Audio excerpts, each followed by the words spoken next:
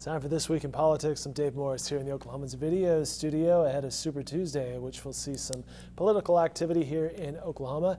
For perspective and some analysis, we're joined via Skype by Chris Casteel in Washington, D.C. Sir, how are you?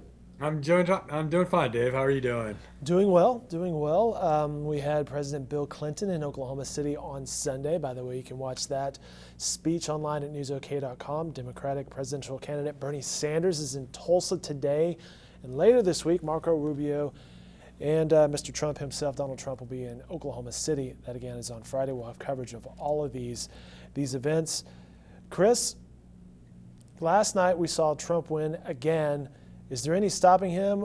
Can Cruz and Rubio catch up? What is the status at this point? We'll know a lot more next Wednesday on March 2nd. But I mean, I just think you have to say at this point that Trump is the heavy favorite to win the Republican nomination. I'm pretty sure he'll win Oklahoma. Maybe not big, and maybe not in the metropolitan areas, maybe not Oklahoma County, say, but in the rural areas, he will win, I think. And probably Rubio second. It'll be close again between Rubio and Cruz, I think. And at some point, those guys, besides Iowa that Cruz won, those guys need to win something. They keep spinning, second and third place finishes as some kind of victory, but they've got to beat Trump. And if Cruz wins Texas, which is his home state, which is part of Super Tuesday next week, well, he's supposed to. So, I mean, that will get him quite a few delegates, but it's not like some upset victory over Trump. And you'll move on to bigger states like Florida, where Trump, believe it or not, is favored over Rubio. So, I mean, to answer your question, I think today that Trump is the heavy favorite to win the nomination. The math is with him, and the momentum's with him. It just doesn't look like. I mean, if he's going to win a state like South Carolina, with all the evangelicals there, the very conservative Republicans in that state, then I don't know where he's stopping. We mentioned Super Tuesday is, of course, Tuesday just in a few days. It's a dozen states in play. And last night we heard Senator Cruz, to your point, Chris, say, warning, if you will, supporters that would be the most important night of this campaign. We'll learn a lot more after Tuesday night.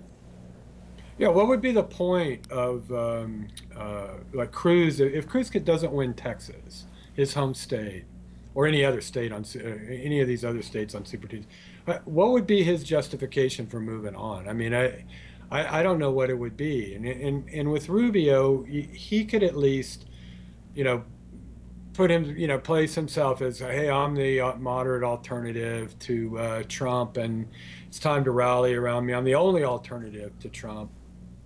Maybe that'll work, but Kasich, it doesn't look like Kasich is going to get out right now. He's going to at least try to win. This Governor John Kasich of Ohio, he's going to try to win some of these Midwestern states, including Michigan, big state, big prize. So he's not going to get out right away. So Trump just keeps rolling. I think this thing could be easily over by March. We saw some exit polls coming out of last night's events that people were saying in Nevada, and take that for what it is, 6 in 10 people were angry. Is that what we're seeing here, is that people perhaps are a little fed up with Democrats, Republicans, or just the way politics have been played recently, and that plays to Donald Trump's strength? Well, yes, but don't we always have that? I mean, we always have that anger vote, I think. I mean, that's, I guess it's just kind of maybe a different form of it every cycle. But of course, that obviously was what the Tea Party vote was, in 2010. That was a very angry vote. You can say 2012, maybe not so much, when a guy like Mitt Romney gets the nomination. It's not like Congress and Washington is ever popular with the American people. Find me that poll. That shows, Congress and, above 20%, or, Washington is, obviously the president is sometimes going to have pretty good favorability ratings, depending on what's happening at the time, especially if the economy is good, or in times of, a war or something. But generally, people don't like Washington. Well, let me ask you. I know. but I hear it all the time, and so I tend not to look at that as something new. But we are talking about Republicans here, right? We're talking about the Republican primary. We're talking about people. You mentioned people who were polled voting in a Republican caucus yesterday. So their anger, a lot of their anger, I believe, is with the so-called Republican establishment. Republicans keep promising, hey, give us a majority in the House, give us a majority in the Senate. We'll reverse all this Obama stuff. Well, it never gets done. They try, but they get. I think a lot of these voters get frustrated with the whole process. The legislative process. They hate to hear, well, we just don't have enough votes to override, to do this, do that. So, and I think they also think these guys are, the Republicans in Washington are just, double talker, a bunch of double talkers. They say one thing and do another. You're right. That's a fair distinction. It was Republican voters in Nevada. Let me ask you one other name. Are you hearing any more about Michael Bloomberg? Well, no. He shows up in some polls, in kind of when they're trying to position various scenarios, they'll put him in there sometimes. I actually saw, what was it? I think it was Sanders, Trump, Bloomberg, was a potential lineup. And Sanders won big. Wow. In that. And I thought Bloomberg's whole deal was that he wasn't going to get in if it was Hillary. Hillary and somebody. He would consider her, I should be saying Hillary Clinton. I don't know her well enough to call her just by her first name. But I don't know that he gets in. I mean, it's fairly ludicrous, really, to think about, this guy who taxed big sodas and wouldn't let anybody smoke. And, I mean, everything that he was for in New York. I mean, what states is that going to play in west of the Mississippi? I mean, some, I guess, but even in California, I don't think a big gulp tax would be that popular of an idea. We're talking via Skype with our man in Washington, Chris Casteel. Let's switch to the Democratic side of things. I mentioned Bernie Sanders is in Oklahoma today. He's in Tulsa, and we saw President Bill Clinton on Sunday. Your analysis of how the Democratic side of things is shaping up? Well, I just think this Clinton, I think the Hillary Clinton has really a very easy path to it from here. I mean, I just don't see. I'm not sure where Sanders wins, but he doesn't have. Let's say, we should stop, I guess, and I should correct and say it's not like you have to win these states to get delegates. I don't think any or most of these states that are voting on Tuesday, including Oklahoma, are what are called winner-take-all states. It's not like if you win Oklahoma on Tuesday, if you win like the statewide vote. If Hillary Clinton wins a statewide vote, that she gets every one of those delegates, around 40 Democratic delegates. She does not. You've got proportionality there, and you can even win a congressional district. And I think that Bernie Sanders people have been working really hard in Tulsa. That's the first.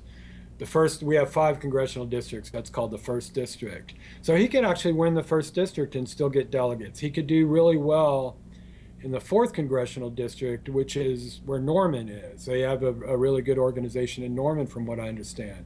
But I think Hillary Clinton will win Oklahoma fairly handily, but Bernie Sanders will get delegates. And that will be true in a lot of states on Tuesday, next Tuesday, and after that even in states where Hillary Clinton wins, Bernie Sanders will win delegates, and he will have a respectable total. But I don't know if people remember the whole superdelegate fight in 2008 between Barack Obama and Hillary Clinton, but it really had a lot to do with deciding that race.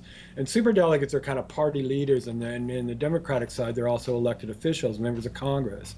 And Hillary Clinton has already picked up hundreds of those endorsements and those delegates, be they from party officials, elected officials. So she is way ahead in the delegate race, and she will just maintain that lead with all these states that, she either wins or else, does quite well in. Saw a reporter tweet from Tulsa earlier as they're looking for stories and color from Bernie Sanders' event there, that there was plenty of buttons and swags of Feel the Burn, but there was no Feel the Burn chili. Perhaps a missed opportunity from a local vendor there. Chris, before I let you go, Any updates on perhaps a nomination to succeed Supreme Court Justice Antonin Scalia? So there are all kinds of rumors about that. Just so many names that have been thrown out there. I saw today, I think, the new rumor about that the president might actually even nominate a Republican governor, the governor of Nevada. Is it Sandoval? So it's you've gone from kind of one extreme to the another, and a lot of this speculation, from liberal justices, middle of the road, or judges, I should say, sitting judges on appeals courts, to this kind of nominee. And I just don't think it ultimately. There was basically a letter yesterday from the Republican members of the Senate Judiciary Committee, which is where the hearings are held and the first step in the process on the Hill. We're not going to hear it, So I take them at their word on that they're basically just going to shut down, any talk of the normal process for a Supreme Court nominee. Well, we enjoyed the talk today with Chris Casteel, reporter in Washington, D.C., and he's exactly right. The current governor of Nevada is Brian Sandoval, and he is a former judge of the U.S. District Court for the District of Nevada. Chris, as always, we appreciate your time and analysis. Glad to do it, Dave. And our man in Washington will be part of our coverage. Super Tuesday will be live here from the Oklahoman's video studio beginning around 7 p.m. as we monitor Oklahoma events and national events on Super Tuesday.